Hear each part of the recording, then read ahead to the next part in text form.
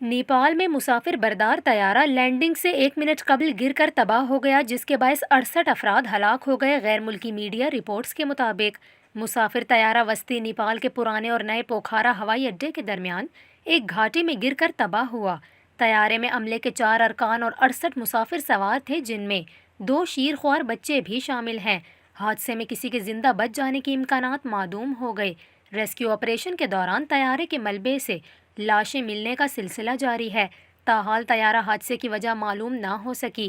Aviation کی جانب سے ایک انکوائری کمیٹی تشکیل دے دی گئی ہے۔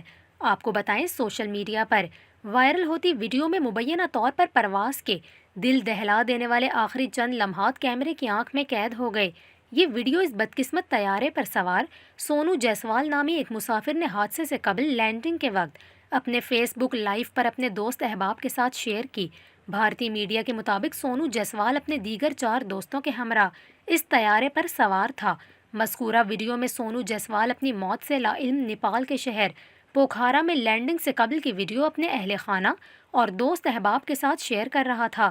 انہیں جہاز کی کھڑکی سے باہر دکھائی دینے والے مناظر دکھا رہا تھا کہ حادثہ پیش آ گیا، اور دیکھتے ہی دیکھتے اس فیس بک لائیو میں آگ کے شعلے بھڑک اٹھے تھے۔ آپ کو بتائیں، نیپال میں طیارہ حادثے کے نتیجے میں ہلاک ہونے والوں کی تلاش کا کام دوبارہ شروع کر دیا گیا ہے۔ غیر ملکی خبر رساں ایجنسی کے مطابق طیارے کے ملبے سے 4 افراد کی تلاش کا کام آج صبح سے دوبارہ شروع کیا گیا ہے۔